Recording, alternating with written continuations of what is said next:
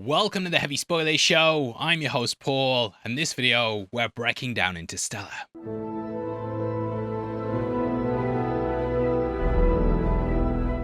Now, Interstellar is one of Christopher Nolan's most ambitious movies, and though it didn't quite hit the mark with the public upon its release, I think over the years it's gained a massive following. And yes, every time I bring up how the public thought this movie was good but not great, people look at me with a bit of shock. But that 73% on Rotten Tomatoes kind of sums up where things were. But I think the film's a masterpiece and one of the most operatic and ambitious films released in the last 20 years. It's Nolan's Odyssey before the Odyssey and pretty much his 2001, which Nolan references quite a lot. Throughout this video, we're going to be breaking it all down and talking about the hidden details, Easter eggs, and also the true meaning of the movie and its ending. If you enjoyed, please hit the thumbs up and make sure you subscribe, as we're going to be going through a lot of the director's other work. It's necessary. Now, the movie is actually the brainchild of Kip Thorne. He's a Nobel Prize-winning physicist and one of the leading experts on black holes. He actually served as scientific advisor on Robert Zemeckis' Contact in the late 90s and started discussing ideas for a new film with producer Linda Obst. This would be another science fiction story grounded in real theoretical physics that explored the ideas of relativity, black holes, and wormholes. They created an 8-page treatment that attracted the interest of Steven Spielberg, with him initially signing on to direct. He then hired Jonathan Nolan to pen the screenplay, who spent years researching relativity and then developing the script. Progress stalled with Spielberg leaving the project, and then Nolan's bro Chris jumped on in 2012. Having just made the Dark Knight trilogy and Inception, it seemed like a match made in heaven, and that takes us to the film itself. The opening logos play out in sepia tone, which is evocative of old movies and historical footage. This instantly gives the movie a feeling of authenticity, and this realistic tone is something that carries on throughout, to a certain point at least. But Nolan's messing with time from the off, and we later learn that this is people from after the events of the film speaking about Earth. So the sepia tone adds the idea this is an old historical event we're witnessing, and placing it at the beginning reinforces the film's time loop structure and reframes the entire film as memory.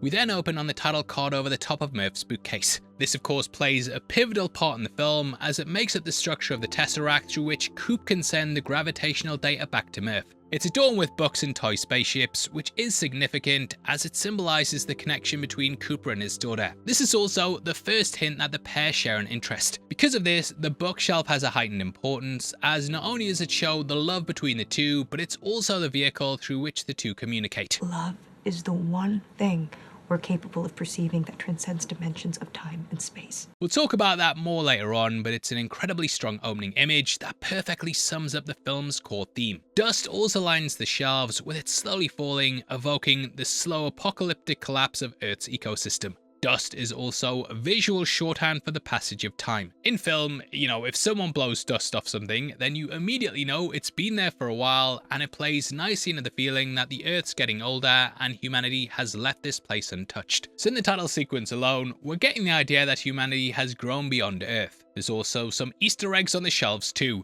The books include Time's Arrow by Martin Amis, which is a story told in reverse where cause and effect are flipped. This is basically the structure of Nolan's first movie Memento, and it's also relevant here as well, as it reflects the bootstrap paradox at the heart of the film. Now, for those that don't know, this describes a causal loop where there's no clear origin of information. Like if I went back in time with a plot summary for Interstellar and gave it to Nolan, he would then make the film that inspired me to go back in the first place. When you look at time linearly, the idea came from nowhere, but if time existed at all points simultaneously, as it does for the fifth dimensional beings, then it was always there. In the movie, it's also suggested that they are humanity's future. So we have a bootstrap paradox where they create the wormhole in Tesseract, which allows Cooper to retrieve the gravitational data from the black hole, send it back to the humans so they can then become these fifth dimensional beings and create the wormhole in Tesseract. There is no beginning and end. It always just was. This also evokes the time dilation experienced by the characters and the isolation felt by Romilly, who stays on the Endurance with TOS when the rest go to Miller's planet. Now, time dilation is basically how time is experienced differently depending on gravity or speed. The faster you move, the slower time passes for you compared to someone who is still. The effect is negligible for the most part, but if you were to be moving near the speed of light, a few hours for you could be a few years for someone else. Similarly, the stronger the gravity, the slower time moves for you. This is the most relevant version of relativity shown by the film, and this is due to the effects of the black hole Gargantua, which has an immense gravitational pull. But that's why when Coop, Brand, and Kay spend a few hours on Miller's planet, which closely orbits the black hole, 24 years pass from Romilly's point of view, and Earth's perspective as well. You can also tell from Christopher Nolan's movies in general that he's absolutely obsessed with time. It's laced throughout a lot of his work, from more obvious examples like Memento or Tenet, down to more subtle things like his non-chronological storytelling. Inception had time melding as well, as we dive deeper into the dream, and both Batman Begins and The Prestige used flashbacks throughout. Dunkirk also had different periods of time being shown to us, and in Interstellar,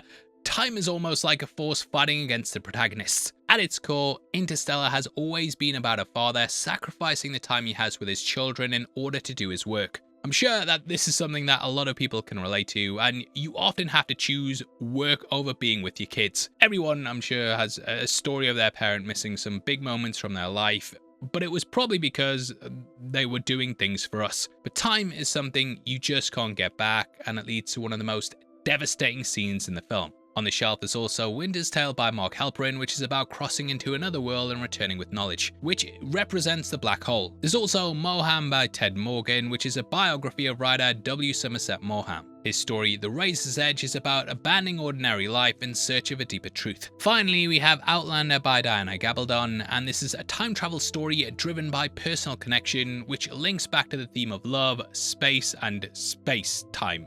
We then transition into an interview with the older Murph that we see towards the end. We obviously don't know that this is her yet, but I love how the film's reframed on repeat viewings. With all the non-linear storytelling, time dilation, and bootstrapping, you don't truly experience a movie until you see it for a second time. It's a lot like Tenet, and every time you watch it, you pick up on more of these details. As we move across a seemingly infinite stretch of cornfield, she then says, "Well, my dad was a farmer, like everybody else back then." The documentary was actually inspired by the Ken Burns documentary The Dust Bowl, with the talking heads actually being taken from that. So these people are the actual survivors of that event, talking about their experience in the 30s. The Dust Bowl was an event that was a severe ecological disaster that hit America during the 1930s. During it, a combination of drought, overfarming and soil degradation left huge amounts of dry topsoil exposed. Strong winds then carried this into massive dust storms that devastated the farmland and destroyed the crops. It was so bad it even caused many to abandon their homes. Millions of acres of land became unusable, and the event was a defining hardship during the Great Depression. Paired with this are images of Coop's father-in-law Donald, who's played by John Lithgow. We see him cleaning up layers of dust from in and around the house, and this is basically us getting introduced to the blight. Blights are diseases that affect plants, and this usually causes browning and death. In real life, they usually just target specific plant species, and they've been seen in stuff like the Irish potato famine and the extinction of the gross Mitchell banana, which was apparently amazing and tasted way better than the modern Cavendish banana, but even that faces potential extinction from a similar blight. However, the disease present in Interstellar doesn't just affect one plant, it claims all edible plants except for corn. Wheat 7 years ago, okra this year. Now there's just corn. Well, with likely potatoes in Ireland and the wheat in the Dust Bowl, the corn will die. Plants are, of course, the bedrock of the entire food chain, as even carnivores rely on herbivores for food. The livestock industry requires plants to feed sources of meat, so such a powerful blight as this means the death of all life on Earth. Plants are also responsible for oxygen through photosynthesis, so without them, there wouldn't even be breathable air. As it thrives, our air gets less and less oxygen. The last people to starve will be the first to suffocate. Now, in this opening scene, we see just how much Nolan loves to do things practically. Like even on Tenet, he crashed a real plane just for a scene. This was also the case with Interstellar as well, and rather than using CGI for these fields here, he actually had 500 acres of corn planted for the film. Thrifty as ever though, Nolan then sold this once the movie was completed and made a tidy profit, which he used for the budget. Murph then mentions in the documentary how Cooper didn't start as a farmer, and we then cut to the character flying. You might also notice that older Murph's played by Ellen Burstyn, who you probably recognise from such classics as The Exorcist and Requiem for a Dream. Who we're here to talk about though is of course Matthew McConaughey, and Interstellar is the culmination of what I consider the McConaughey sons. McConaughey reconnaissance. But yeah, this is a term that was used in the 2010s to refer to a resurgence of his career. Now, for those who don't remember, kids, McConaughey was kind of a joke in the noughties. Starring in a bunch of rom-coms, he was typecast as a charismatic, shirtless himbo that female leads could lust over, and that was basically the extent of the actor's depth. In 2009 though, he said enough is enough, stopped accepting these roles, and took a 2-year break from acting. He kind of faded from the public consciousness after this, and by the time he returned to the big screen in 2011, the roles he was playing were noticeably different. Films like The Lincoln Lawyer and Killer Joe gave him much more to work with, and it's at this point he was solidified as being a respected dramatic actor. In 2014, he then won an Oscar for his performance in The Dallas Buyers Club, which was no doubt influenced by his cameo in The Wolf of Wall Street and the incredible performance as Russ Cole in True Detective. By the end of that year, he was then the lead in a Christopher Nolan sci-fi blockbuster, which was unimaginable just a few years prior. Things did then kind of trail off a bit, and he did stuff like The Dark Tower, but this film is what made his legacy. Anyway, he's on a test flight of the Ranger shuttle, which is the craft that we see throughout the movie. While astronauts typically launch rockets to escape the atmosphere, the Ranger is a shuttle designed to launch from planetary surfaces and exit atmospheres without the use of a rocket. Traditionally, the rocket part was a one-time use and would then be discarded during launch. However, since the release of the film, NASA and private companies like SpaceX have made reusable rockets a practical reality, and it's a massive part of modern space programs. The Ranger in the movie though is actually much closer to the kind of ships that we see in stuff like Star Wars. So the movie does omit the details on this for the most part to avoid crossing into space fantasy territory. The shots of Cooper flying the Ranger are also identically framed to those later in the movie when entering the black hole, which adds to the cyclical nature of the movie. However, that's potentially not the only connection to the movie's climax here. As Cooper's flying, there's an issue with the flight computer, manual controls disabled, and the Ranger ends up crashing. This is why Cooper retired from NASA and became a humble corn farmer instead. It also explains why he has a distrust of robots in the movie. As we learn later on though, the crash wasn't either of their faults, and it's blamed on some sort of gravitational anomaly. We started detecting gravitational anomalies almost 50 years ago. In fact, I believe you encountered one yourself. I crashed something, tripped my fly-by-wire. Now, a little theory time here, but if we start putting the pieces together, we can actually guess what caused the crash. We know that it occurred 10 to 15 years before the main events of the film, which is right around the time that the Lazarus mission launched. Named after the biblical figure Lazarus, he was raised from the dead by Jesus. This plays into the idea that an intervention by some higher power staved off someone from death. This mission sent astronauts like Miller, Edmonds, and Mann through Saturn's wormhole to scout out planets on the other side and find a new home for the human race. Based upon the fact that the Ranger was later used in the Endurance mission, we can assume that it was also used in Lazarus. If this is the case, then it's likely that Cooper's test flight was part of the Lazarus buildup, and due to his position in NASA, he may have been sent on Lazarus. This is the mission that you were trained for. However, this never happened because the Ranger crashed due to a gravitational anomaly, and he then left NASA. If he went on the mission, he wouldn't have been around for the Endurance, and thus the gravitational data would have never made it back to Earth. So, with all that said, and the fact it's a gravitational anomaly, I think that the higher beings caused the crash. We know from their involvement throughout the story that they're able to influence both time and gravity. So perhaps they are responsible for the gravitational anomaly in the past that could set the stage for Cooper's later expedition with the Endurance. This would be much like Lazarus, and their intervention stopped the death of the species. Just labeling the crash cause as a gravitational anomaly with no further explanation seems like a massive coincidence when we're also dealing with fifth-dimensional beings characterized by their ability to interact with time and gravity. So, I think it's a likely possible explanation. Either way, this crash sequence turns out to be just a nightmare, and Cooper wakes up to find Murph at his door, having woken her up while dreaming. The first line of dialogue she says is also, "I thought you were the ghost."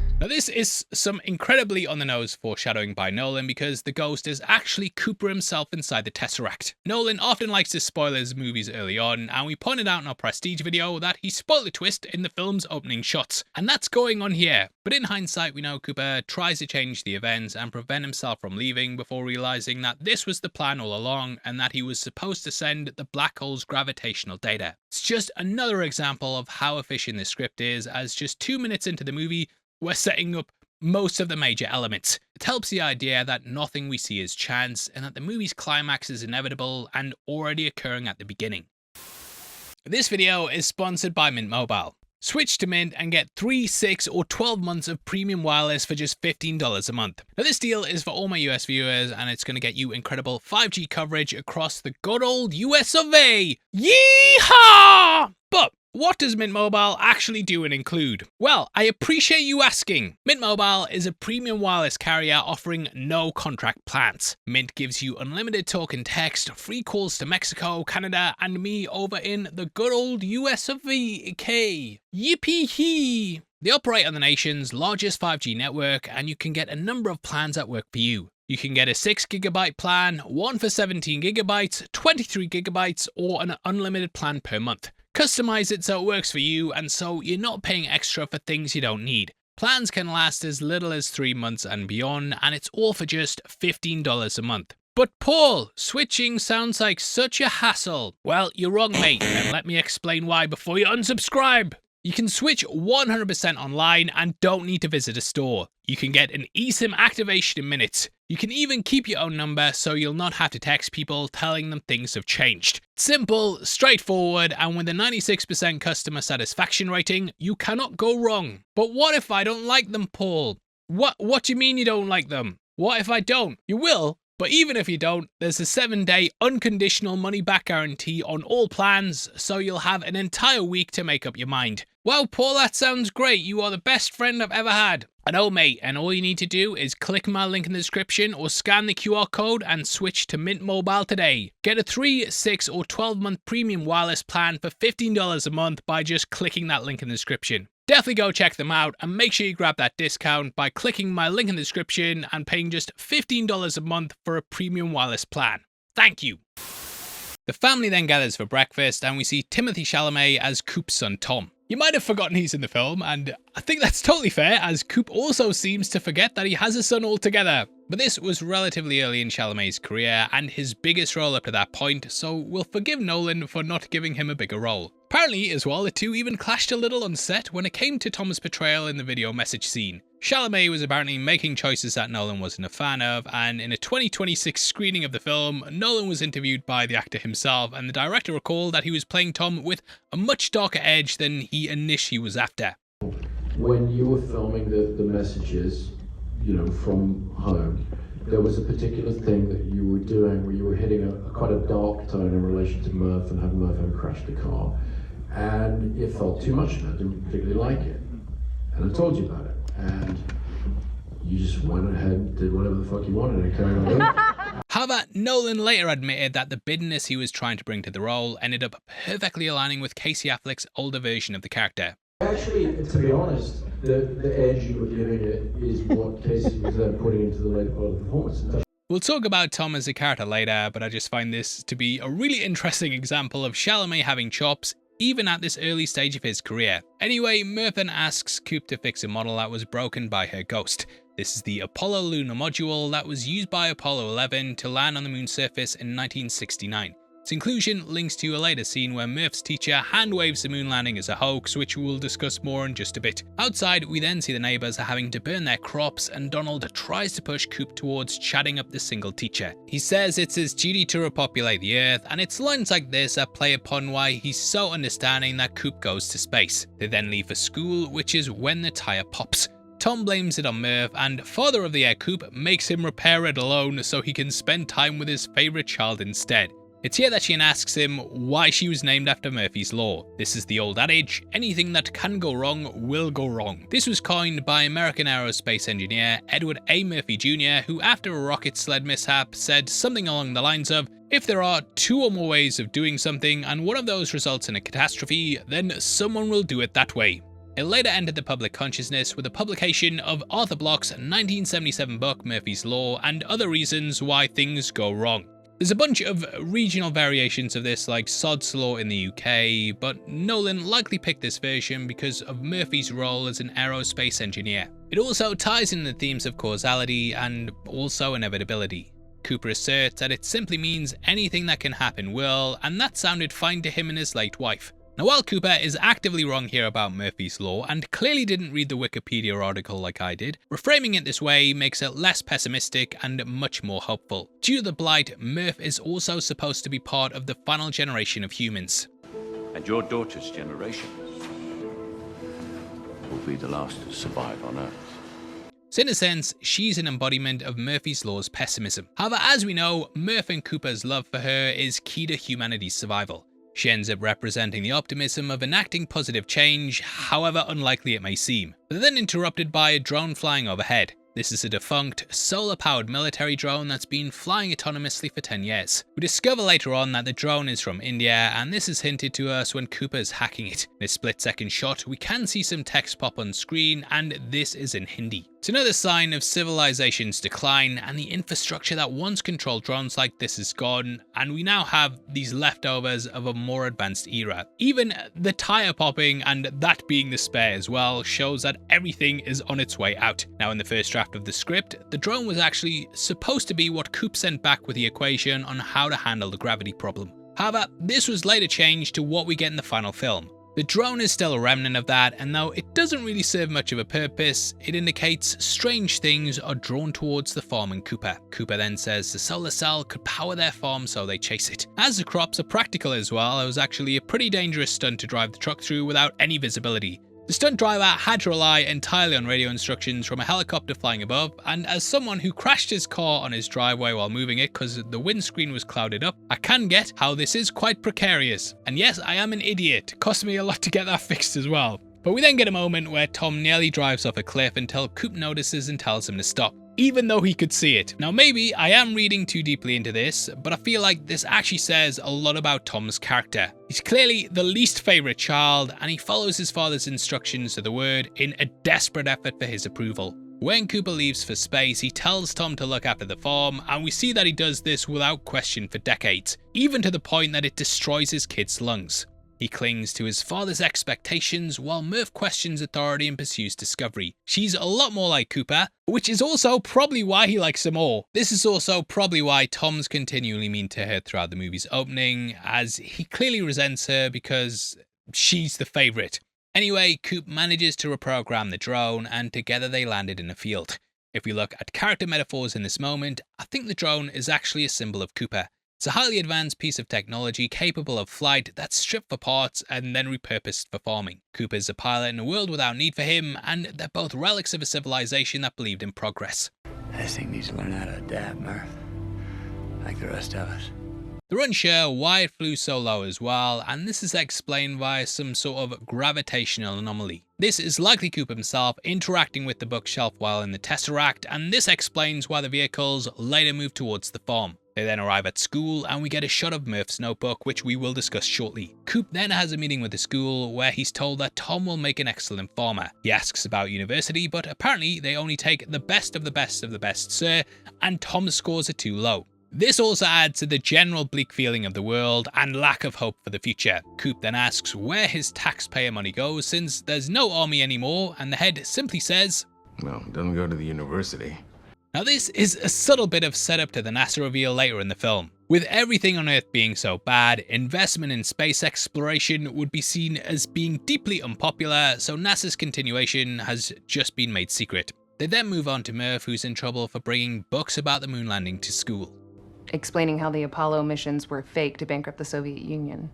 Here we learn that the government spread this narrative to dissuade interest in space exploration and promote more grounded pursuits like farming. In the wake of the blight, they need to pour all their resources into food production, and it's a lot easier to convince people to farm if they believe there's no other alternative. And if we don't want a repeat of the excess and wastefulness of the 20th century, then we need to teach our kids about this planet. We also learn about how Coop's wife died. You know, one of those useless machines they used to make was called an MRI. And if we had any of those left, the doctors would have been able to find the cyst in my wife's brain. We learn that in this pursuit of anti-intellectualism, that life-saving medical technology has fallen by the wayside. It's tragic because her death would almost certainly never occur in our current world, but the degradation of society's made it so. After Coop gets Murph suspended, he then returns to the car and gets radioed about some faulty combine harvesters. These also appear to be automated, so while technology's gotten worse in some areas, it hasn't gotten worse in the world of good old trusty farming. This shows that people are investing in this industry heavily while leaving the others to rot. Something's messing with their compass though. Due to Earth's electromagnetic field, compasses will point north unless there's a greater source of electromagnetism nearby. The Combine's pointing towards the house, so Cooper and Murph go to investigate, and this is when they hear a book being flung off the shelf. And yeah, as we know, this is Ghost Coop trying to get Murph's attention. She then pulls out a notebook and says she's been trying to decode a message in the bookshelf which has been converted into Morse code. Cooper's having none of this ghostly nonsense though, and he heads back outside to reset the Combine. He then sits down with Donald and they discuss the state of the world and how it used to be. But 6 billion people. Just try to imagine that. The world reached this global population around the year 2000, and we can piece together that the present day is roughly 2070. We started detecting gravitational anomalies almost 50 years ago.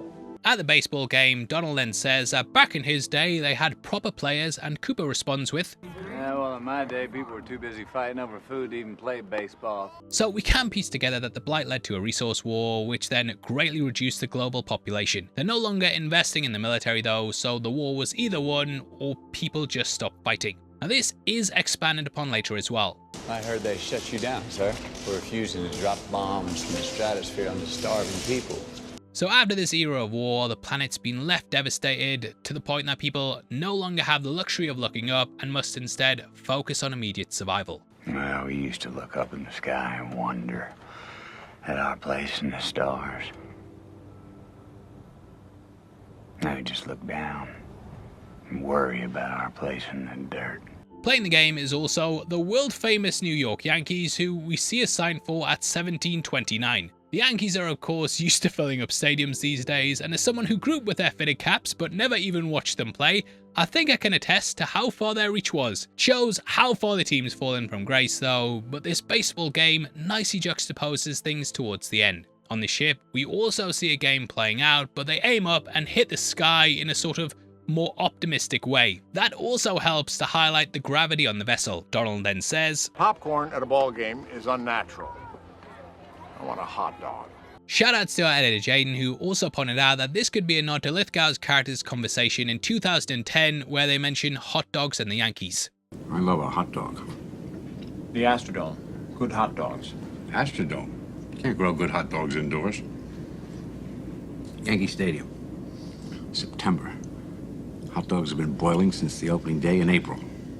That's a hot dog. Jaden also pointed out how the Yankees retire numbers after a player leaves, but we see 6 is still in play. This belonged to Joe Torre, whose number was retired in 2014, which is after the film had wrapped, hence why it's here, and they probably wouldn't have thought about the number being retired. Now speaking of caps and clothes, we've just launched our new heavy spoilers embroidered cap on the merch store below. This has our brand new logo and is one of the nicest bits of clothing I think we've ever put out. We also have our Interstellar inspired shirt as well, which combines Coop's suit with the Tesseract at the end. At the store, there's lots of different stuff, along with stuff for Obsession, the X-Men, Avengers Doomsday, tons of things, and there's lots of big discounts that all help videos like this get made. But the baseball game's then interrupted by a dust storm, which shows how the Blight has impeded every single moment of life. Even the few brief moments of enjoyment. Driving home, they then all apply masks, which is something people commonly did during the Dust Bowl. Once they get home, they realise Murph's left her window open, and we see that the dust is falling in a strange pattern.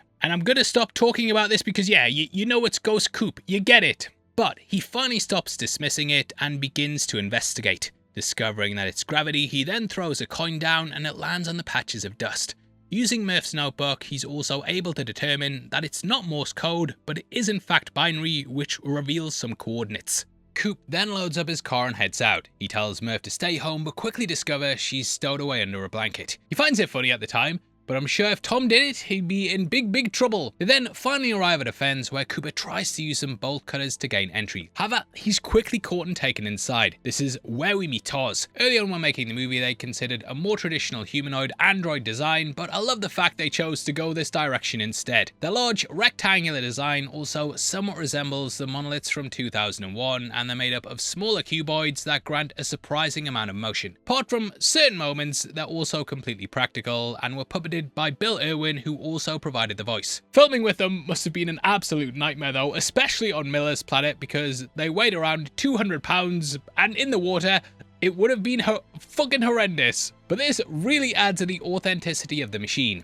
It feels tactile and also gives the actors something real to play off. And another of the many 2001 similarities is an AI that has a voice based on HAL. Like HAL, the machines journey into space with the crew, but luckily, they don't turn evil and try and kill them all. Yay! TARS is also called this as well because it's an anagram of star. We also meet Case on the Endurance and the other one's called Kip, which is actually named after Kip Thorne himself. On the front of TARS, we can also see dots next to his name, and this is actually in Braille to help blind people read it. Other 2001 references happen when we see the truck transition into the spaceship as Cooper's driving away. 2001 is famous for its smash cut from a bone to a ship, and this allows us to immediately fill in the blanks of what's happened in between. There's also Cooper seeing messages from his children on TV, which also happens in 2001. In that, the character is getting one from his daughter on her birthday, which he missed out on to continue his work in space, much like how Cooper missed out on his kids as well. TARS then interrogates Cooper as to how he found the facility, but he's only concerned with Murph's safety. He also says, "You still think you're a Marine, pal? Marines don't exist anymore."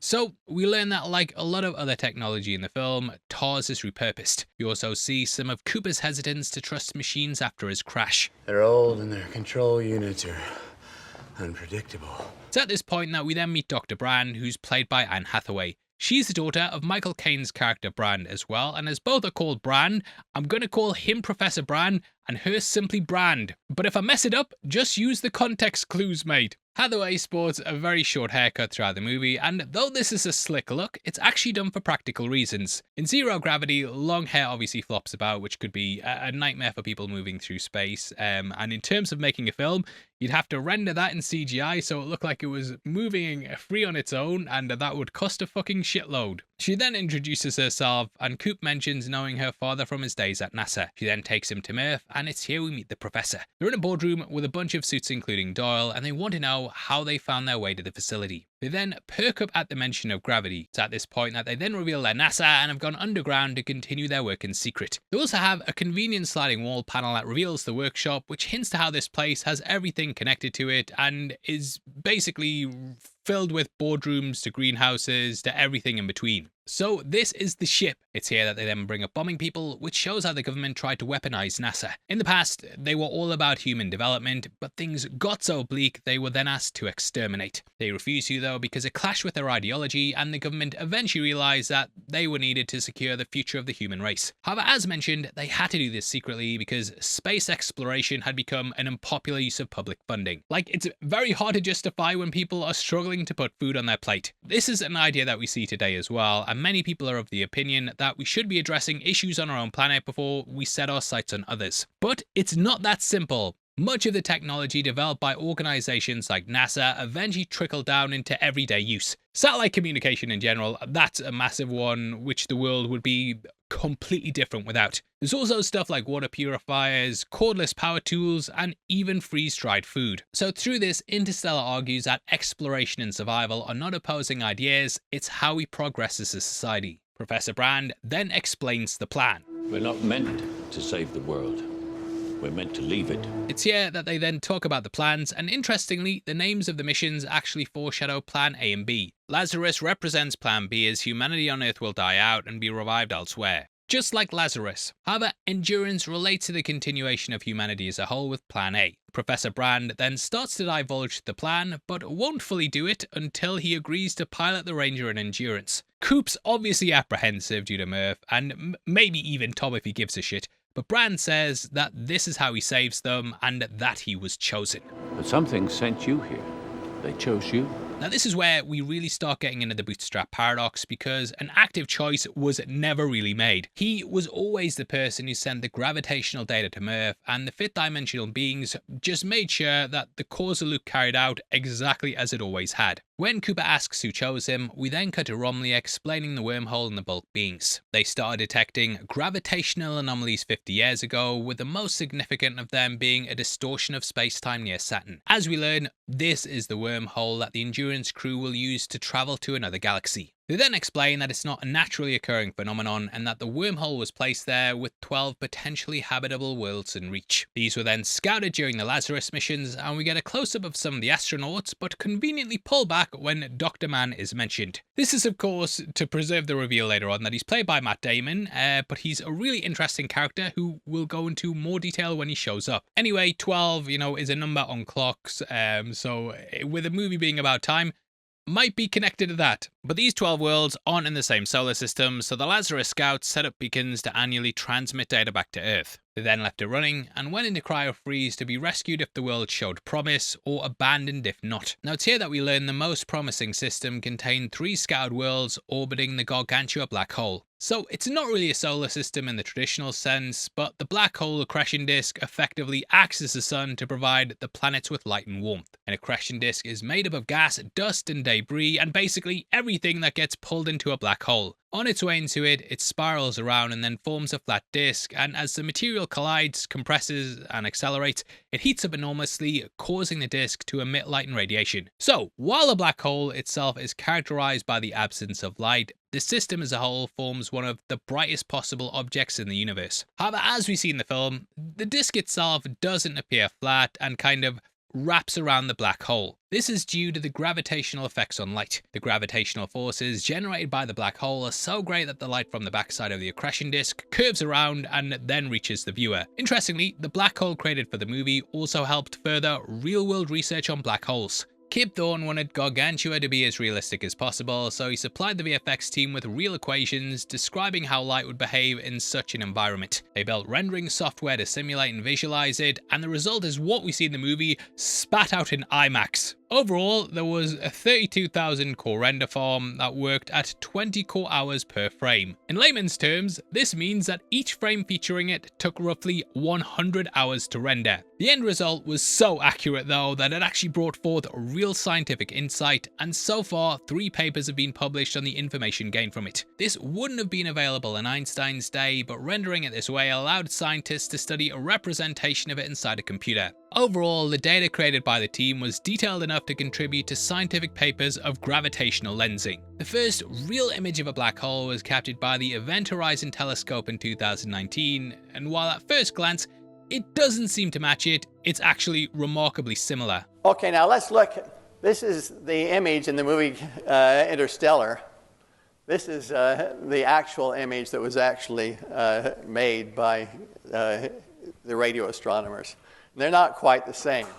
I've had a number of people email me say, gee, you really got it right. We didn't get it right at all. There's no crossbar here.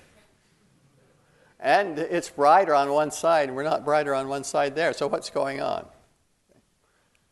Well, here is one way to understand what's going on. Oliver James, my friend at Double Negative, made this little movie to explain one way this could happen. So the camera for the movie Interstellar is near the plane of the disk, and so that's what it looks like in Interstellar. But we're going to move the camera up to the North Pole and see what happens. It's pretty obvious. You lose the crossbar. And then you blur things out because the radio astronomers don't have very good angular resolution. Most form when extremely massive stars collapse at the end of their life cycle, and at its centers the singularity, where matter is compressed to an infinitely dense point. Hence the gravity. Gargantua, however, is a supermassive black hole. As the name would suggest, these are much larger than your typical black hole and form over billions of years through the accumulation of matter and mergers with other black holes. Because of their size, the singularity is much deeper as well, and hence the pull near the event horizon is less violent, which allows the planets to orbit without immediately getting sucked in. The brands then take Coop and explain that the entire NASA facility is a centrifuge. Centrifugal forces push objects outwards when something's rotating, and the effect is something we can witness whenever you look at a washing machine. If your washing's ever running, mate, go run to it, pause the video, run to it, and watch how the clothes spin around and stick to the sides, which creates a hole in the center. That's gravity in a centrifuge. Beyond that, it also gives away that the facility is actually designed to be a giant rotating space station. In space, there's obviously no normal gravity, but if a structure rotates fast enough, objects inside get pushed outwards towards the wall, which creates artificial gravity. We see this in practice later in the movie when we get to Cooper Station. The problem, however, is launching such large stations filled with people from Earth in the first place. This would require an infeasible amount of propulsion, and that's why Cooper needs to send the gravitational data to Earth. If they can manipulate gravity itself, then there's no need to launch in a traditional sense. What they don't know, though, is that Cooper's supposed to enter Gargantua and retrieve this data and send it back.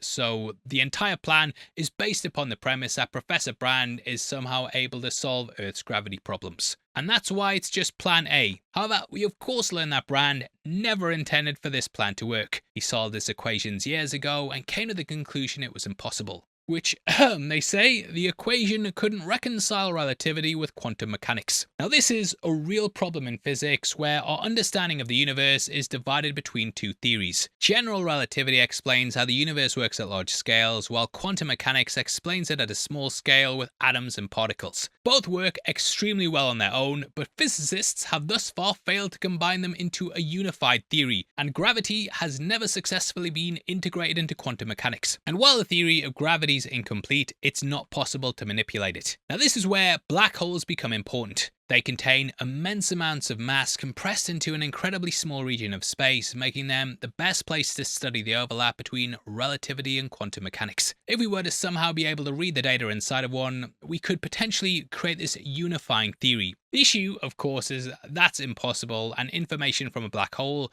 can simply not escape. Unless you're in a movie with like bulk beings and tesseracts. But Brand doesn't know he's in that movie. The ship is then loaded with human embryos that are to be thawed out and birthed as the next generation of humans on whatever homeworld they find. The film never really interrogates this, but Plan B offers up an interesting philosophical question, which is why the birth of a new generation of humans elsewhere becomes more important than the cost of everyone back home. You're not saving humanity because it technically starts again elsewhere. Humanity, as we know, will die out. He's not securing the survival of the species, just its biological continuity. The only people from Earth who will remain are the Endurance crew, who will act as shepherds to the new generation. Conveniently, Brand's daughter is one of them as well, so we have an interesting comparison between him and Cooper. He then lies to him and says the way to save Murph is to leave on this mission, while simultaneously securing his own daughter's survival by sending her too. Cooper and Murph then return home, where she locks herself in her room, upset that Coop's chosen to go on the mission. That night, Donald then tells him that Tom will be alright, but he has to make things right with Murph. Tom will be alright, but you gotta make things right with Murph. Without making promises you don't know you can keep. Returning safely is highly unlikely, especially with what we know about the Professor's ulterior motives, but Cooper promises anyway. I love you forever, and I'm coming back. Now, while it seems naive or even cruel of him to make the promise, I think again it points to the theme of love's transcendence. Against all odds, Cooper does return to Murph at the end because his love for her is more powerful than space and time, guides him throughout all the movie, and humanity wouldn't have survived without it. And poor Tom, who no one gives a shit about. He also mentions that his late wife said when his kids were born, "Once you're a parent, you're the ghost of your children's future." Beyond the obvious foreshadowing of Coop being her ghost, I also think this ties in the previous point. Parents spend their lives preparing their children for a time they won't see. Every decision they make is based upon the person they hope their child will become, and that their love outlasts them. It's significant that this comes from Cooper's wife as well, as even in death, her love for him and their children is still impacting the present. Murph then tells him she's deciphered the ghost's message, and it just says stay. With this, of course, being what Cooper also says inside the Tesseract. Stay. It says stay, Dad.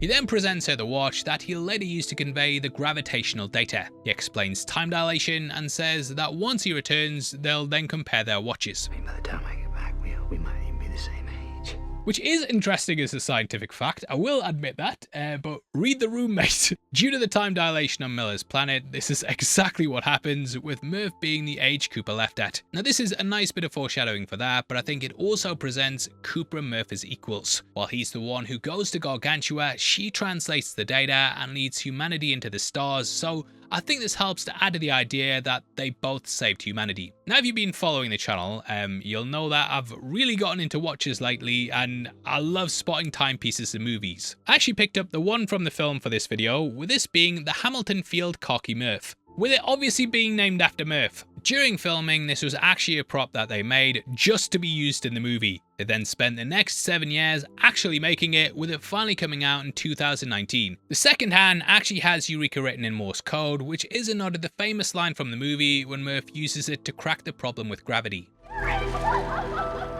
When collecting watches, I always picked up the first Omega in space, which is more like the type of thing that they'd actually use on a NASA mission. The Hamilton is automatic, meaning that it's self-winding, which goes off the motion of your body. However, in space, there's no gravity, so the winding mechanism just wouldn't work. So the first Omega requires you to manually wind it, meaning that it always works, even in space. However, if this was the case with a Hamilton, then we wouldn't get it ticking to give the Morse code that helps. The first Omega in space, though, is designed specifically for space, and it even has shatterproof glass, so if it smashes, you've not got loads of glass floating around the capsule. Hashtag watch facts. Also, watches being related to time, and also being the method that they use to transmit the messages with, just ties into it really nicely, and is one of the nicest watches I've seen in a movie. But my favourite is still the one from the Men in Black, discounting the James Bond ones of course. But you don't care, and as he leaves the room, Ghost Coop throws a book from the shelf, but he just goes anyway. Outside, he then says his goodbyes to Tom, which are hilariously brief in comparison to the emotional conversation that he's just had with Murph. No watches for you, Tom, just years of manual labour. He then drives away and checks under the blanket, clearly desperate that she's been a stowaway again, and it's just such a subtle thing that shows how heartbroken that he is. We then hear the ignition countdown as the Endurance crew launch into space, and I love the way Nolan pairs Coop leaving his family with leaving Earth altogether. As they launch, Toz says, "Everybody good? Plenty of slaves for my robot colony?" Which of course doesn't help with Cooper's mistrust of machines after his crash. Dolan explains that he was programmed with a humor setting to fit in with his military unit and boost morale. Cooper asks what the setting is though, and Toz responds, "That's 100%. Let's bring it on down to 75, please." Now, this is a running gag throughout the movie, and it helps build the bromance between the pair. Coop starts with distrust, but once they return from Gargantua, they only have each other. The percentages also sets up Coop's sacrifice for Brand at the end. He opens up to her about leaving his kids and relates it to her father, but she just shuts him down. He then says they need to learn how to talk, and she says, Emma not to. Coop then asks Toz his honesty parameter, which is 90%. 90%. Absolute honesty isn't always the most diplomatic, nor the safest form of communication with emotional beings. Okay. So Cooper and Brand agree to 90% honesty. This comes back around in the final act when Cooper detaches to shed the extra weight and escape Gargantua's pull. You told me we had enough resources for both of us. We agreed, Amelia. 90%. Tonight's callback, but also highlights how humans lie throughout the movie for what they see as the greater good. Professor Brand lies about Plan A, Man lies about his world being habitable, and finally Cooper in the climax. What's interesting though is that Cooper's lie is the only one that comes at his own expense instead of someone else's. The Professor dooms humanity to die on Earth, Man dooms the Endurance crew to die in space, but Cooper sacrifices himself to save Brand. Anyway, we watch as the Ranger leaves Earth's atmosphere and approaches the Endurance. I really love how Nolan plays these moments silently, as there's of course no sound in space. Sound is a result of vibrations passing through materials like air, water or solid matter, but with space being a vacuum, there's nothing for sound to pass through. At this point we also see the Endurance itself is shaped like a clock face, which links in with the themes of time. We can see that it has a circular design with compartments going around it, and in total there are 12 of them. So just like a clock. We then have the docking procedures, which sets up the sequence later in the movie. Everybody waits nervously for it to complete, which signals to the audience that it could go disastrously wrong, and thus it builds up tension when Man later attempts it. They then board and we meet Case, who's another robot that was presumably left after the assembly of the Endurance. Stations and spacecraft are too big to launch in a single piece, so they've constructed this by launching individual modules and combining them in orbit. This is actually how the International Space Station was built, with its various components being launched and assembled over the course of 13 years. They then make the Endurance spin, which again creates a centrifuge, and this creates the artificial gravity. I'll try spinning. That's a good trick. In the film, they then say they're simulating 1G, which is the equivalent of Earth's gravity, but in reality, the Endurance is way too small to be comfortable long term. With a radius of around 36 meters, a person's feet would be noticeably further from the center than their head, and they'd also be experiencing slightly different speeds. This creates a gradient where the gravitational pull isn't consistent throughout your body. It's only a difference of 2-ish meters or so, but that's more than enough to create dizziness and imbalance. But to be fair to the movie, we do see Romilly experiencing nausea, which they treat with Dramamine. This can be used to prevent motion sickness. However, they should all be feeling this constantly throughout the entire movie, every time they're in space. Kinda like being seasick. They then check in with Professor Bran, and as they set course for Saturn, he reads an extract of Dylan Thomas's poem, "Do not go gentle into that good night." Do not go gentle into that good night. Rage, rage against the dying of the light. Now, Dylan wrote this for his father, urging him to fight against death instead of passively accepting it, which is essentially the same as this mission. Instead of accepting the blight and the end of humanity, the crew is fighting death in the hopes that the species can live on. And beyond that, it also just links into the father motif that we have throughout. As they prepare for the long nap, Cooper and Bran then go over the potential worlds and the Lazarus astronauts scouting them. These are Miller, Edmonds, and Mann. When discussing Edmonds, Bran does seem cagey, and she tells Cooper that the astronauts were selected because they had no families or attachments. However, as we learn throughout the film, Bran and Edmonds were in fact in love, which is what pulls her towards her planet over the others. But he didn't really have much trouble ditching you, did he? But yeah, personal relationships, they're often seen to cloud one's judgment, but as we've mentioned, the film's central theme is in opposition to this notion. Edmund's planet is actually the only one that's habitable, and this is where Bran establishes the colony with the embryos. The continuation of the species is characterized by her love for him and Cooper's love for Murph. So it's very, very important, and love is this thing that will guide you the right way, according to the film. But don't be a simp. But when discussing Mann, she says, Dr. Mann, well, he's remarkable. He's the best of us. We'll go over him in more detail when we get to him, but the name Mann is not such a subtle piece of subtext. While he doesn't turn out to be the best of humanity, he is profoundly human and reflects how selflessness and heroism are often abandoned in matters of survival. We also get man versus nature on one planet, and then man versus man on another. The rest of the crew then go down for the long nap, which is the movie's version of cryosleep. The chambers are these big baths full of water, and people have theorized they induce a form of hypothermia to slow down their metabolism and stop rapid aging. So basically, they can be unconscious and reserve energy for long stretches of time. It's never been clarified how they work in the movie because, yeah, the technology is pure sci-fi, and at the moment, it doesn't exist in the real world. As far as we know as well, there's no way to slow down these processes or freeze someone and safely restore them to normal. Scientists have managed to induce temporary torpor or hibernation in animals and even humans to a limited extent, but nothing comparable to the years that we get in the movie. But considering we're 70 years in the future, they possibly could have figured it out, as it would definitely be a necessity for long-haul space flights. Before Cooper goes down, he also goes over the flight path with Taz. 8 months to Mars.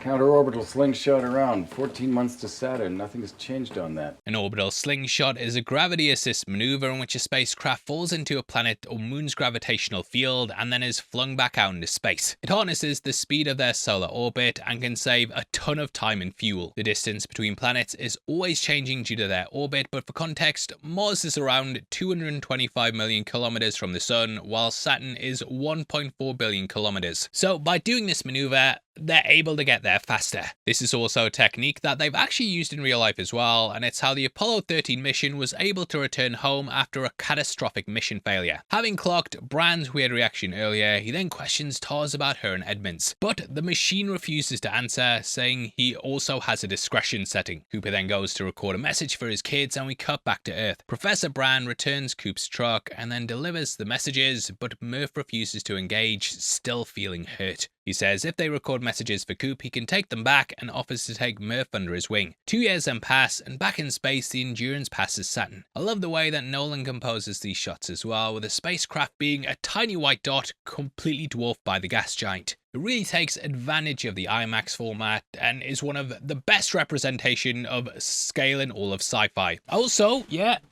cannot recommend the 4K Blu-ray high enough, and if you've got an OLED, all this stuff looks absolutely outstanding. On board, the crew then awaken and Coop begins checking his video messages. Tom seems to be thriving, and we learn he started an advanced agricultural class a year early. Coop doesn't give a fuck though, and is waiting for the main event Murph. However, when the message starts, Donald sits down and explains she still doesn't want to talk. The crew then explain the wormholes, and we get a moment where Coop stops spinning so they can look at it. This is the first time we see it, and it looks spherical. Now, a wormhole is essentially a shortcut through space-time. Whereas it would normally take however long to cross space, these tunnels allow for immediate travel from one point to another. Though they're common in sci-fi, Einstein's theory of general relativity actually suggests they're possible, but we've never actually observed one. But the wormhole in the movie was created by the bulk beings, who are far more advanced than we are, so they get away with not explaining it. It's also depicted as a sphere as opposed to a flat hole. Kip Thorne and the VFX team calculated that its gravity would bend light from every direction and appear as a floating sphere, distorting the image of space beyond it, similar to the gravitational lensing discussion earlier. You see, kids, we view things in 3 dimensions and below, but this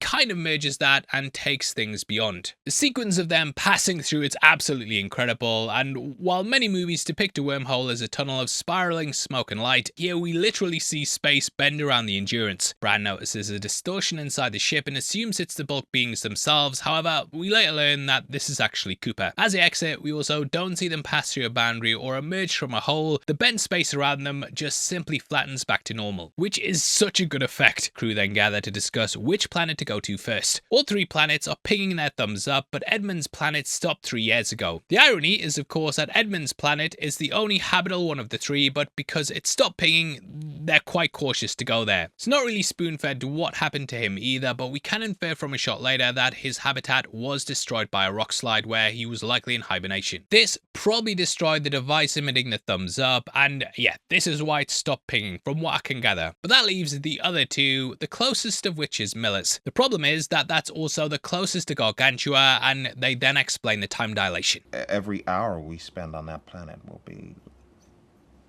7 years back on Earth.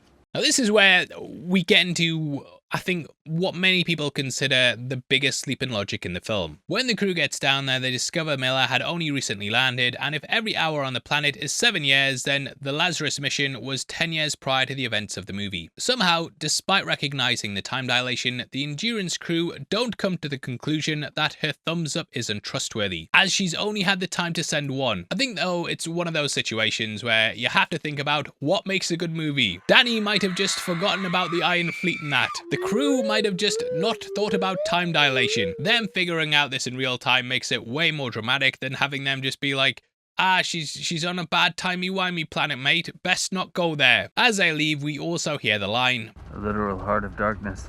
Now, in case you don't know, the story Heart of Darkness was a book by Joseph Conrad that told the journey down a river in the Congo. This was then adapted into Apocalypse Now, which is of course one of the greatest films of all time. In it, the crew traveled to different points down a river in which they encountered different facets of humanity. Eventually, this ends with man versus man, and I think this line here is to play upon the fact that this film goes on a similar journey. Romley and Tarzan stay on the Endurance while the rest take the Ranger down to Miller's planet. We haven't even mentioned the music yet, but as you probably know, the film was scored by Hans Zimmer, and it's some of his best work. The track that plays during the scene is titled Mountains, and it has a steady ticking sound throughout to evoke the feeling of time dilation. Reddit user Bacon Archer actually did the maths and calculated the length of time that each of these ticks represents back on Earth. There's a tick every 1 1/4 seconds, so combined with the rate of time dilation and the total length the crew were there for, they were able to determine that each tick is equal to a day passing on Earth. I won't go over it in detail,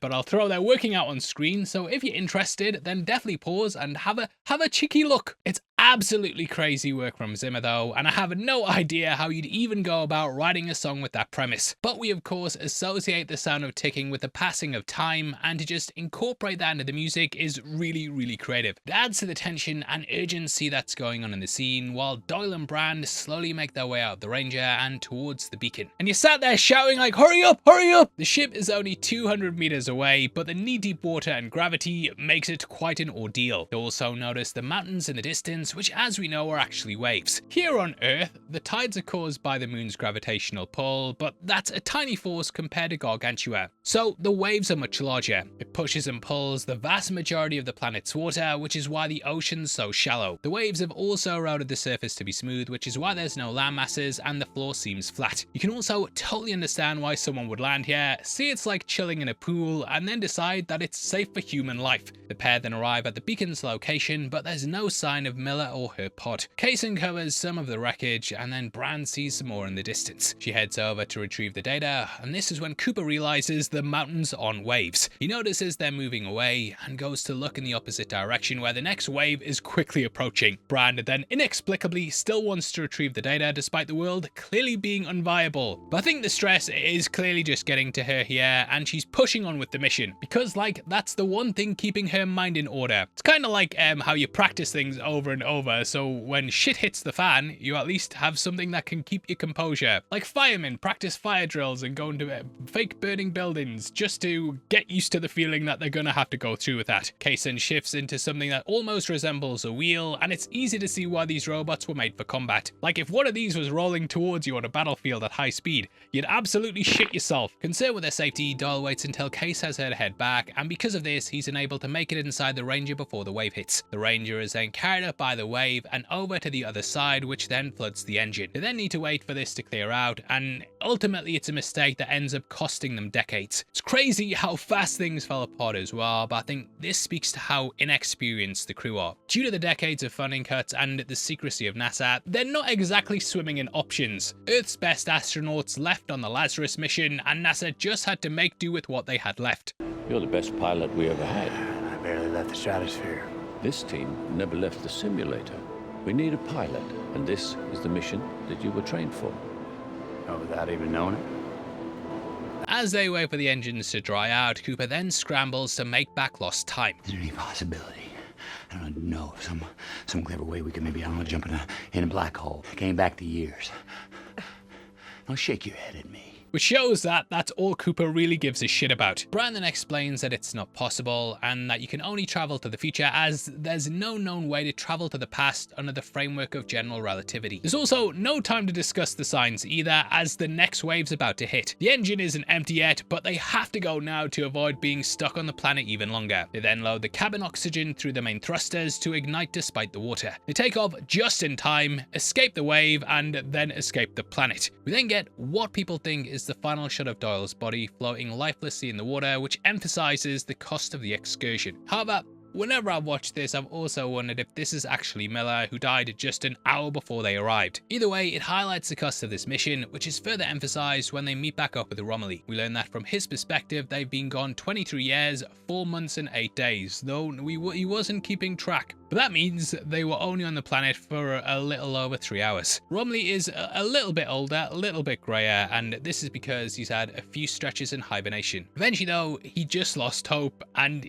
even started to think that they wouldn't return. He then asks about Doyle, but we don't really dwell on his death. Romilly has likely already grieved the entire crew and is probably shocked they've returned. Brand is clearly torn up though, but the bigger impact comes from Cooper watching back his messages. McConaughey's performance in the scene is absolutely incredible, and he switches between joy and pride in Tom's developments to then grieving the lost years. It's basically a speedrun of the things he's missed out, and the range of emotions is absolutely brilliant. We're also introduced to the older version of Tom here, who's played by Casey Affleck. In the videos, he says he's had a son called Jesse, but he wanted to call him Coop. Later in the movie, we learn that Cooper Station was named after Murph, and that Cooper is also their surname, so Tom wanted to call his son Coop Cooper. It's probably for the best that his wife talked him out of it, but she did say maybe next time, which we will get to later. Years then pass, and we learn that Donald's died and that they've buried him on the property next to Jesse, which is an absolute gut punch. We can infer from the later scenes with his second child and Murph's reaction that this was due to some sort of respiratory illness caused by the dust. Goes a long way to explain why Tom's become so bitter late in life, and I think While Murph embodies the hope in humanity's future, Tom represents those who are ground down by a dying world, and he is the type of person that Professor Brand sacrifices. When Murph later returns to the farmhouse and meets Coop Cooper, he's having similar breathing issues and she offers to have a doctor come down, but Tom just refuses. He's experienced profound loss and stopped believing that things can get better. Even the messages he sends to his dad seem more and more hopeless. Now, a bit of a personal tangent, but I haven't actually seen my dad for about 5 years now, and even though he lives locally, we've just always, just drifted apart. He always messages me around Christmas though, asking to meet up, but there'll then be several excuses and stuff getting in the way. Even when I did a big thing at the Metro Centre, he was texting saying he was coming, and I remember sitting down doing the panels and looking about in the crowd trying to spot him. And he never showed up. It was really, really gutting, and I've kind of just hit the point now where I've accepted that he's not in my life or my kid's life, and yeah, eventually you just stop giving a shit. It's a dark and personal way to take the video, I know, but watching this scene now, I saw myself not only in Cooper because I've got kids and I've missed out on parts of their life because of work, but I also saw myself in Tom because he's angry that his dad hasn't been there for him. To him, Cooper isn't coming back, and he says he needs to let him go before then ending the message. Zimmer's score then cuts out the moment the video ends, and Coop's left in silence, which emphasizes this loss. In just a couple of minutes, Coop's basically seen the joys of what his son's been going through, to then being told that he doesn't want him in his life, and it's absolutely devastating. We're then introduced to the older Murph, who's played by Jessica Chastain, who's clearly harboring a pinch of resentment towards her father. Hey, Murph. You son of a bitch. It's a rude thing to say about her grandmother as well, but she says she never sent any messages because she was angry at him for leaving. And when he went dark, she decided to live with that decision. The reason she's recording one now, though, is because it's her birthday. Congratulations, but she's finally the same age as Cooper, and he promised he'd be back by now. This sequence also falls directly at the midpoint of the movie, and is without a doubt the low point. It's been about 10 or so minutes of sadness since Doyle died, and it's all been building towards this crescendo. It then forces Cooper and the audience to sit with the consequences of Miller's planet. Donald has died, his grandson was born and died young, and his 10-year-old daughter is now a fully grown woman. Time dilation's always been one of those really interesting concepts to think about, but here Nolan makes you feel the actual emotional weight of it. Adding on to our earlier point about them now being equals, we then shift to Murph's perspective. She ends her message and finds Professor Brand behind her, and we learn that she's now a fully fledged member of NASA. Brand then says, I'm not sure what I'm more afraid of.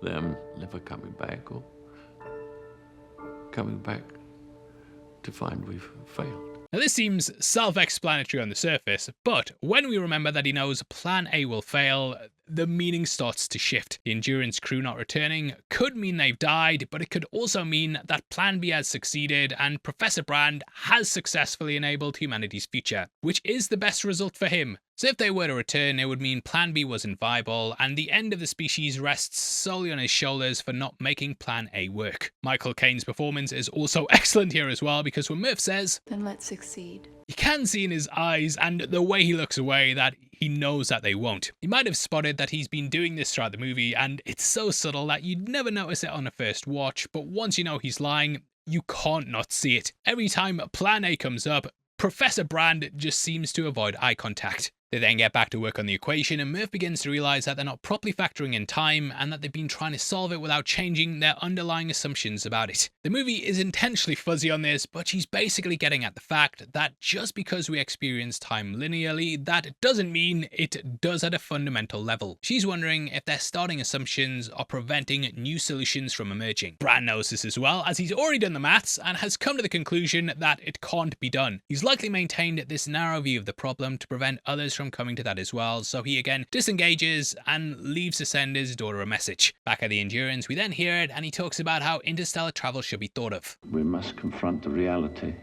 of interstellar travel. We must reach far beyond our own lifespans. We must think not as individuals, but as a species. This is why he does what he does. He stopped considering the individual impact of Earth's doom and instead is prioritizing the continuation of the species. It's understandable why it thinks this way as well, as the distance it traveled between objects in space could easily outlast an individual's life. Organizations like NASA, they make plans to be carried out over decades and multiple generations. They need to think as a species and not individual people. However, the movie rejects the premise that they are disconnected. Humanity is saved not by a utilitarian plan to preserve the human genome, but by one man's love for his daughter. It's basically saying that for the species to survive, we must care for one another. Cooper explains that TARS kept the Endurance at a safe distance from Miller's planet in Gargantua, but that significantly depleted their fuel over the 23 years they were gone. Because of this, the two remaining planets, you can't go to both of them, and they basically only have the fuel to investigate one of them. Now the issue is that Edmund's data is more promising, but the character stopped transmitting. Man though, he's still giving the thumbs up, just like you. Brandon says that they need to go with Edmund's data, but Cooper argues that if man really is the best of the best of the best, sir, then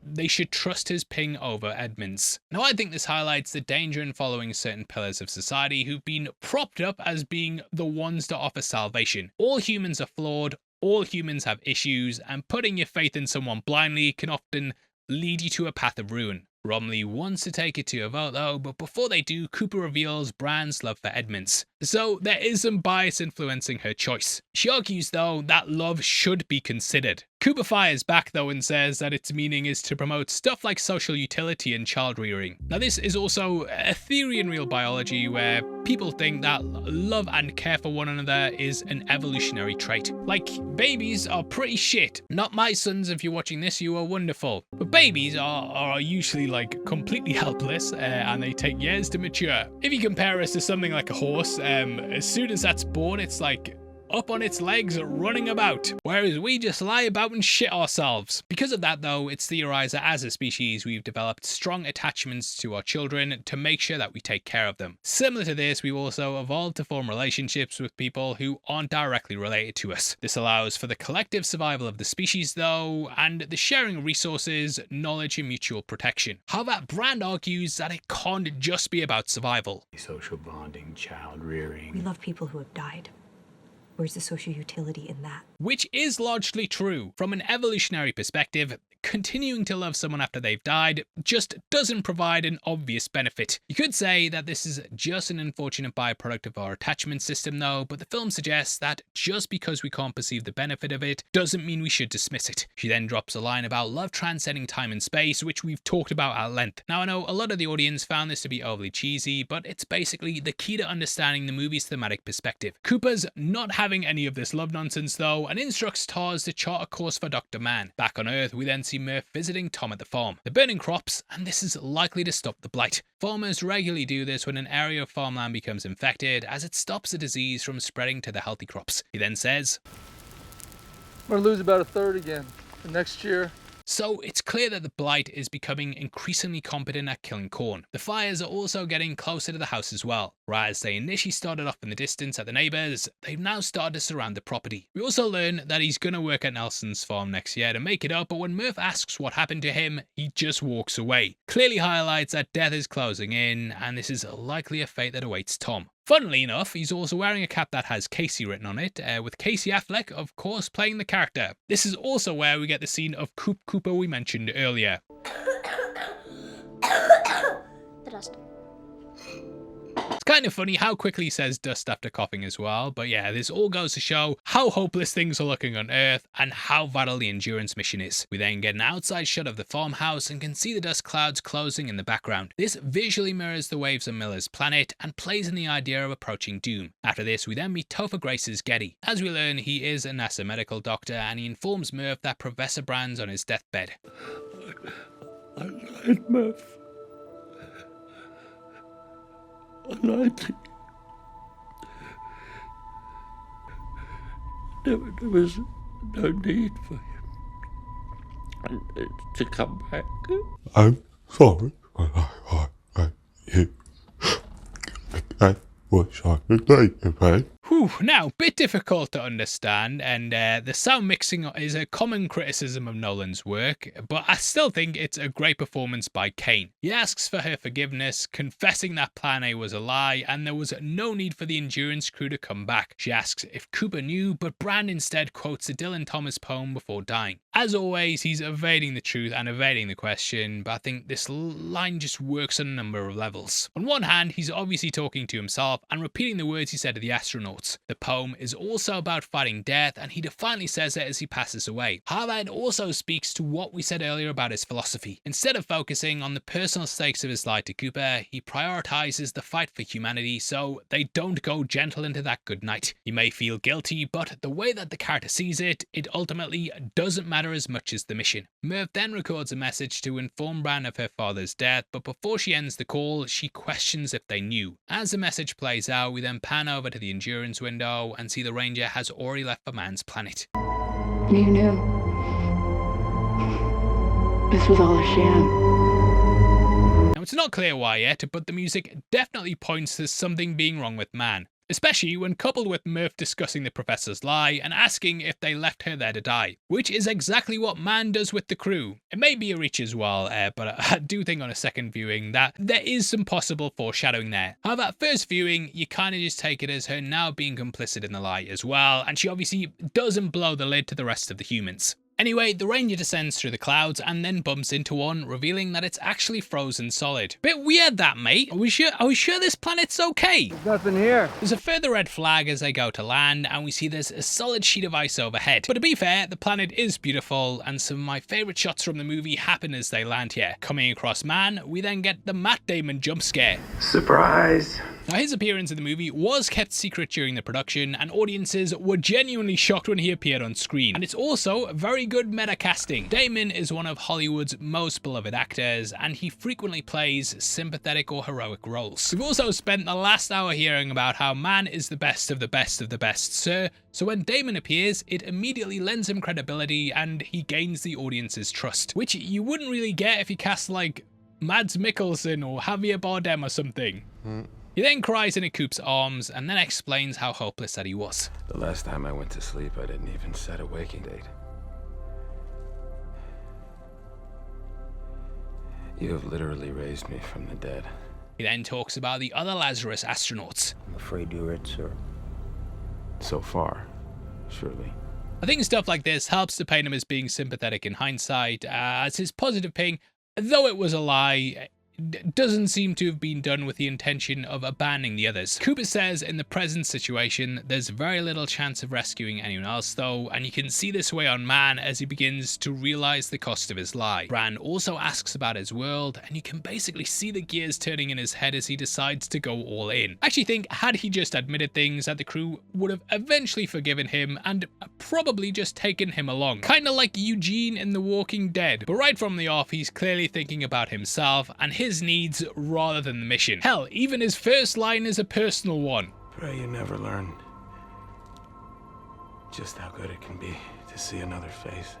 He is not asking how Earth is or any shit like that. He then gives it to her, and as we learn, the days and nights are 67 hours long each, with it taking 134 hours to complete a single rotation. It's incredibly cold as well, the air isn't breathable, and it just seems like an overall nightmare planet to live on.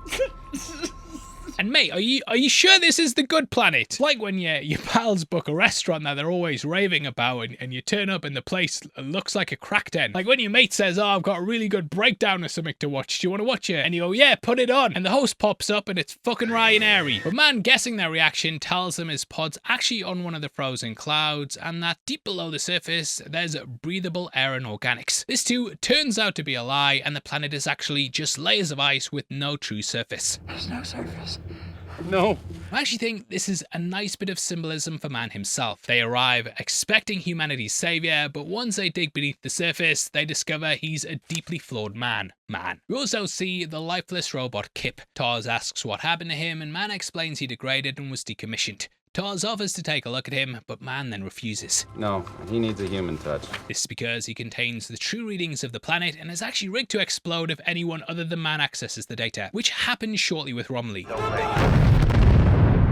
Case then forwards Murph's message to Tars, and it's at this point they learn the truth. She questions if Cooper knew when he left her to die, but Brand assures him she didn't know, and Man reveals he did. He says the professor couldn't reconcile the relativity with quantum mechanics, and that Plan B was always his intention. Man went along with it because he had a chance of surviving, and as we see, he's happy to doom others as long as he makes it out. They then ask why he didn't tell anyone, and Man explains that people wouldn't work together to build stations or go on missions if they knew their loved ones wouldn't survive. Evolution has yet to transcend that simple barrier. We can care deeply, selflessly, about those we know, but that empathy rarely extends beyond our line of sight. This is the counter-argument to what Brand said earlier, and there is truth to what he's saying. There's countless studies showing how people find it easier to identify with an individual rather than a large anonymous population. It's also why Man was able to send the false ping, as he was just dealing with the concept of a rescuer rather than a specific person that he knew. Even when leaving Cooper to die, he turns off his radio, limiting his line of sight and the empathy he feels for him. Just as Man left Earth to try and go and find a future, he leaves Cooper to die for the exact same reason. We are the future. Back on Earth, we then see Murph and Getty driving to the farmhouse. There's a dust storm blowing, and everyone in town is packing up and leaving. Getty then questions what they're hoping to find, and Murph says, survival. It's similar to the Lazarus astronauts who set out across space with no knowledge of what they'd find. He then questions if they deserve to know the truth, and whether Murph continuing to hide the fact makes her no different from the professor. She says that while he gave up, she's still fighting. She believes there could be answers in her home, and thinking of the ghost and how it can manipulate gravity, she does wonder if there's something to learn back there. We then cut to her younger self looking at the bookshelf and can see The Stand by Stephen King. This is a book about humanity after the apocalypse coming together and the aftermath of the ruin of the world. We also have Moby Dick, which is about someone obsessed with something, ultimately dying and trying to finally conquer this. Having learned the mission was a sham, Cooper is then preparing to journey home. Romley then tells them they should have one more crack at the black hole. Talk to me. He explains that Gargantua is an older spinning black hole which are supermassive and formed only hundreds of millions of years after the Big Bang. Due to their size, the gravitational effects don't necessarily become lethal until you're deep inside and close to the black hole, which is why Cooper isn't immediately spaghettified once he crosses the event horizon. Romley suggests that if they send Tars inside, he may have a chance to glimpse the singularity and somehow transmit the quantum data before it's destroyed. They still don't have any way of receiving the data once he's inside, but it's basically their only shot to save the people on Earth. Right now, though, they need to equip Tars with one of Kip's old components. Man is cagey about this, though, and he says it'll disturb his archival functions. He obviously doesn't want this as well, because they'll find out the truth and set off the explosive. Nonetheless, though, he agrees to maintain the life for now. Meanwhile, Cooper and Man go to scout sites for a research base and colony habitats. Man says Cooper will need a long-range transmitter radio and asks if he's charged it. He plays it off like it's necessary for the scouting expedition, but he's actually checking to see if Cooper has any means of contacting the crew once he's left them for dead. This is why he later disables it before trying to kill him. Cooper also plans to take the Endurance home, but Man knows the planet is inhabitable and he'll be left stranded if Cooper leaves. So murdering him is the only way of preventing this and charting his way to Edmund's actually habitable planet. We then cross-cut between them walking, Romley and Tars with Kip, and Murph returning to the farmhouse with Getty. The frequency of the cuts slowly raises the tension as we understand something bad's about to happen. At the farmhouse, Murph then checks out her room while Getty checks everyone's coughs. Tom returns home and then punches the good doctor, I am a surgeon, refusing to leave his mother, grandmother and son, who are all buried on the property. Now there's probably a few things going on with Tom, but the movie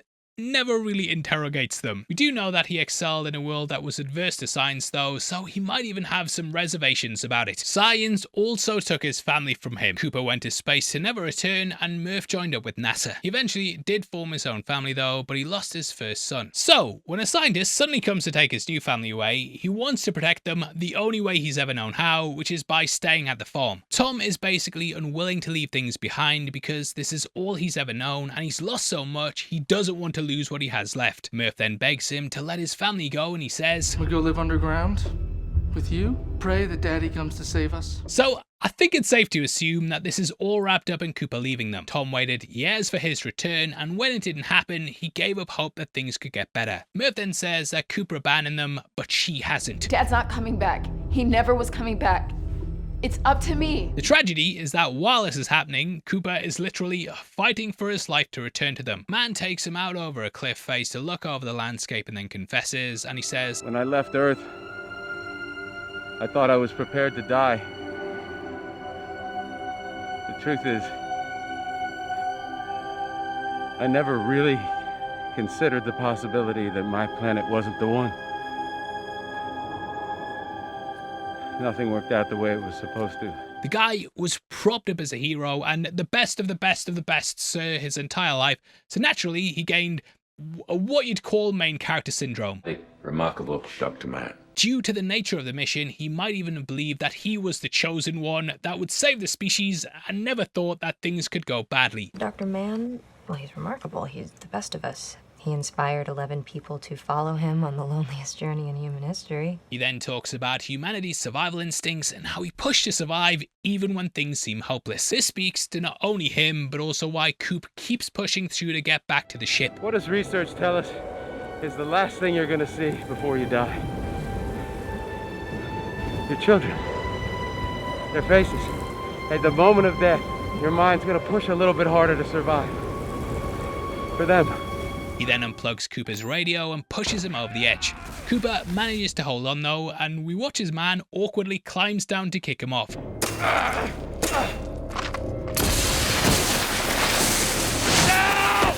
The two then tumble onto a nearby plateau, and Man explains his reasoning. I knew the day that I arrived here that this place had nothing.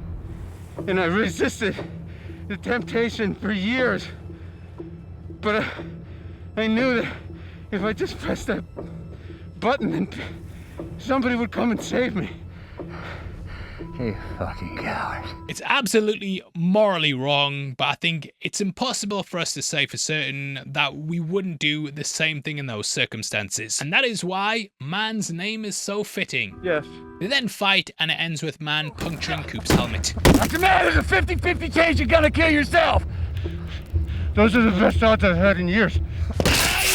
Which is a darkly comedic line. Stop it! As he leaves, he then recites Thomas's poem, and it's paired with Murph driving away from the farmhouse. She sees trucks of people being evacuated from the area, which inspires her to turn around and go back. It's a great moment because while Man uses it to justify leaving someone to die, Murph decides to save lives. Man claims to be saving the species, but it's this moment that leads to her doing just that. We then get a quick cut of some kids on the back of a truck, and the girl here is actually Christopher Nolan's real-life daughter Flora. Nolan very much had to spend time away from his own daughter in order to make a career in Hollywood, and I think having her brought out to this set is very much in making it so the pair can spend some time together, especially in a film that's about a father wanting to spend time with their daughter. She then heads back to the farm and starts a crop fire to get Tom away from the house. Murph and Getty then get Tom's family into a car. Before leaving, Murph returns to her childhood bedroom and finds the watch Cooper gave her in a box of her old stuff. Man also promises to be there for Cooper in his final moments, but he can't witness or hear him die, so he just turns away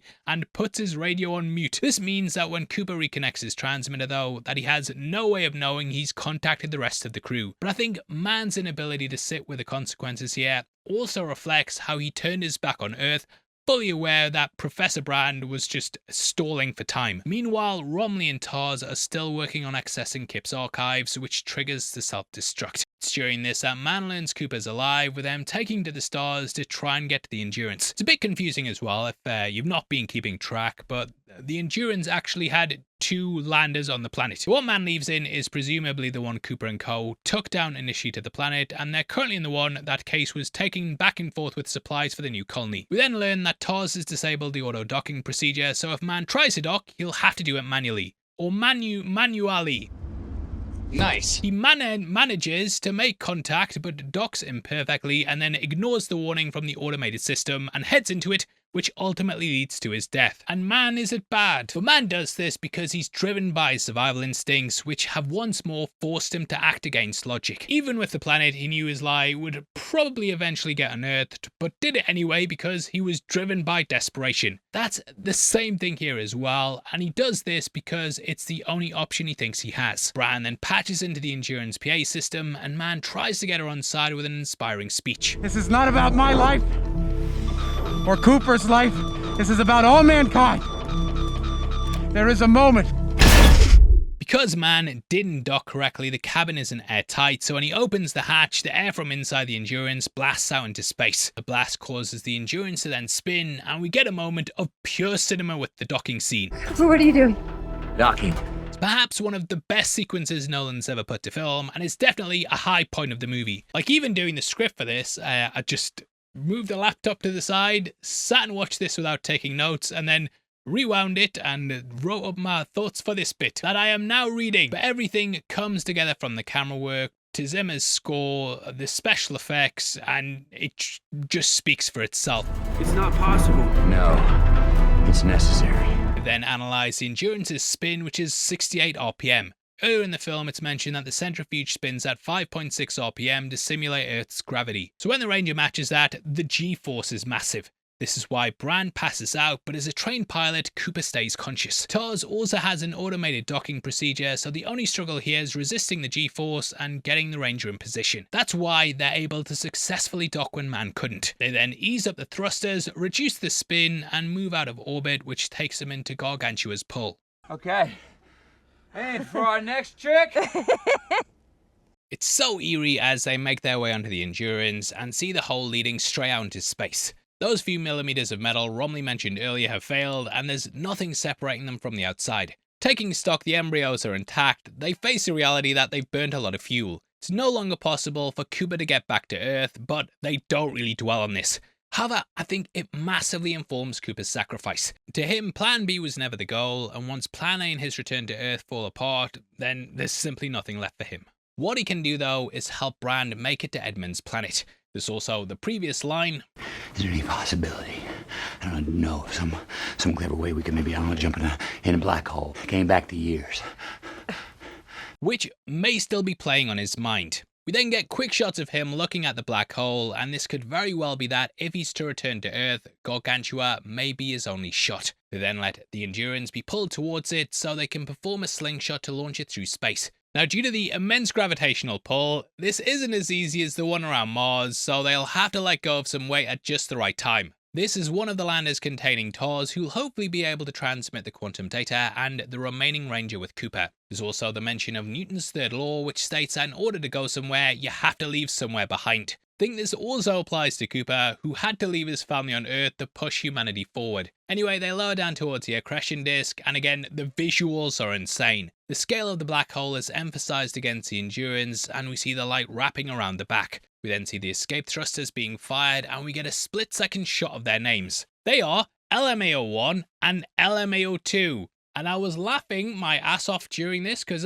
maybe Nolan did that as a cheeky little joke. Every day I'm shuffling. The Ranger and Lander then detach, which leaves Brand and Case to make their way to Edmund's planet. The black hole sequence then begins once more, and it's absolutely incredible, while also being very reminiscent of 2001's ending. Cooper then passes the event horizon and is enveloped in darkness until he eventually comes across a cloud of sparks and dust, which are likely accelerated matter that has also made its way into the black hole, potentially even from TOS's lander. The gravity then increases dramatically and starts to pull the Ranger and Cooper apart. Now, this is likely the beginning of spaghettification. The closer an object gets to the singularity, the stronger gravity becomes. Eventually, the front of the object experiences a larger pull than the back, which causes it to distort and stretch in the direction of the singularity like a long piece of spaghetti. Hence, spaghettification. Uh-oh, spaghetti-o, that kind of thing. The effect is stronger in a smaller black hole though, because there's a lesser relative distance to the singularity. However, as we've discussed,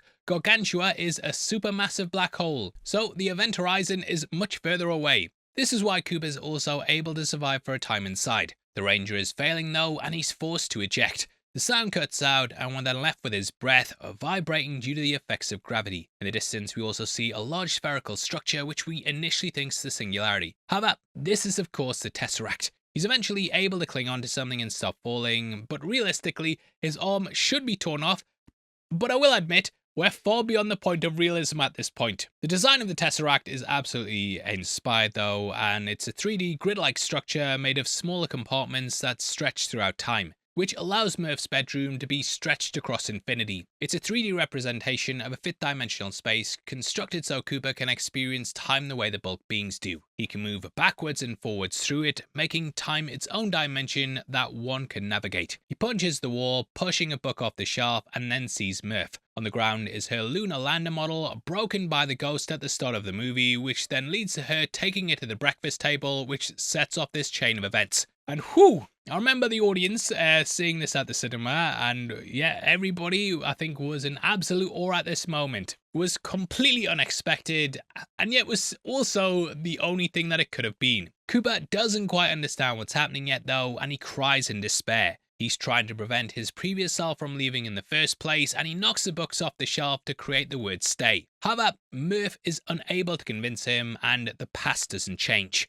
This is when TARS manages to get through to him on the radio and reveals that he was able to record the quantum data within the black hole, but he has no way of transmitting it. Cooper then has his light bulb moment and reveals that the bulk beings didn't bring them here, they just constructed the means, but it was Cooper who brought himself. TARS then gives him the NASA coordinates in binary, and he relays a message that he and Murph followed earlier in the movie. He then realizes that his connection to Murph is the key, and if he can somehow communicate the data, then she can save humanity. He then settles on the watch as a symbol of their love, and codes the data into the second hand using Morse. We then cross-cut with the adult Murph looking over her things and realizing that Cooper was her ghost. She takes a watch and notices the message just as Tom returns, and she runs outside and hugs him and says that Cooper is gonna save them. Which is true, but surely he also thinks she's gone mental, she's burning the farm and shit. Back at NASA, she then transcribes the code, wiping Brand's equation from the blackboard and writing out a new one with the quantum data. This symbolizes a clean slate, free of Brand's lie, and an actual path forward for humanity. She then finds Getty and throws her paper down the NASA centrifuge, shouting Eureka. It's traditional. Now this comes from the story of Archimedes. He was an ancient Greek scholar who was tasked with determining if the king's crown was pure gold or not. While bathing, he noticed that the water level rose when he entered the tub and realized that he could measure an object's volume through water displacement and compare that to its weight to determine density. He then ran through the streets shouting Eureka, which means I've discovered it in ancient Greek. Now, it may or may not have actually happened, but over time, it's become shorthand for scientific breakthroughs. Murph then kisses Getty, which did seem kind of random, but I think it's demonstrating the themes of love and connection, without which this breakthrough wouldn't be possible. It's also an expression of freedom for Murph, who spent her life dedicated to a seemingly hopeless future. Now that future is possible, she can look forward beyond saving humanity. Having completed their mission, the Tesseract begins to close, and Cooper realizes that the bulk beings aren't some alien race, but humanity in the future. The causal loop then completes with humanity being saved by their future selves, who can now live on to repeat the process. As it closes, Cooper finds himself back in the wormhole, where he makes contact with Brand before being spat out next to Saturn. We then see the lights of his ship approaching him, and he wakes up in a hospital bed. The doctor tells him that he's now 124 years old, with it being 91 years since the Endurance crew left Earth. He's on Cooper Station, which is a huge centrifuge orbiting Saturn. It's named after Murph, and the doctor informs him she'll be visiting the station in a couple of weeks. She's remained incredibly headstrong and insisted on visiting despite being too old for space travel. Instead of lamenting her age in the lost years, though, Cooper smiles, proud of his daughter and just happy that he can see her again after all was previously lost. And who's Tom again? Her generation was destined to die horribly on Earth though, so just the notion that she got to live a full life is more than enough for the character. He's then shown around the station where he sees the new Ranger ships in development. We also see a commemorative statue dedicated to the Lazarus and Endurance crews which say, "To the brave men and women who gave their lives so we could begin again." It also quotes the Thomas poem, which has reoccurred throughout the movie. The guy then informs Coop that he wrote a paper about his life on Earth in high school before taking him to a recreation of the farmhouse. This high school line, though not really played up much, it does show how the mentality in schools changed, as they used to be like, oh mate, we didn't land on the moon, it was fake, and the Earth is flat. Around the property, we then see that Ken's Burn documentary from the start and get the additional talking head with Murph. Inside, the first thing Cooper does is brush his hand across the table, which is kind of a habit as back on Earth this would have been done to remove the layer of dust, so it contrasts the hopelessness of the previous era with this brand new idyllic one. Inside is also what remains of TARS. He's intact but has been fully drained of his power. Cooper requests a new one and gets to work on fixing him and sets the humour setting to 60% after TARS pretends to self-destruct. Which is a bit soon, mate, that literally just happened. They then sit on the porch in a way reminiscent of him and Donald, but it's very clear this isn't the life that Cooper wants for himself. I don't care much for this pretending we're back where we started. I want to know where we are. Where we're going. This line is coupled with Cooper watching the new Rangers being built. He was only ever a farmer by necessity, but now that need is gone, so he can stop looking at the ground and look up as he always wanted to. Before he can do that though, he has to see Murph one last time. He goes to her hospital room where she's surrounded by family on her deathbed. Ever since that scene with Getty, she's gone on to find love and create a family, and families of course represent the future, which juxtaposes the single and shut-off person that she used to be. And hey, as a watch guy as well, I did notice that she still got that Hamilton on. That was her dad's watch. But the rest of the family don't really know him, and it's kind of like when you're at a party, family party, and the uncle that you haven't seen since you were one shows up, and you're like, oh, yeah, you all right, mate? He's like, oh, yeah, I've seen you when you were a kid, and you're like, oh, yeah. I was a kid, wasn't I? Oh, yeah, I remember that. Anyway, I'm off. I'll see you later. That sort of thing. Cooper then explains that he was her ghost, but she says she already knew it was him, and that one day he would return. When Cooper asks how, she simply says, because my dad promised me. Whew, which is the ultimate payoff of the movie's central theme. There's a million reasons why he shouldn't have made it back, but his love for her transcended them all. Initially, she felt scorned by his exit and even thought that he knowingly left her to die on Earth. However, after realizing he was a ghost, she knew that he was fighting for her and that would bring him home. Whew, and I'm tearing up myself a bit here.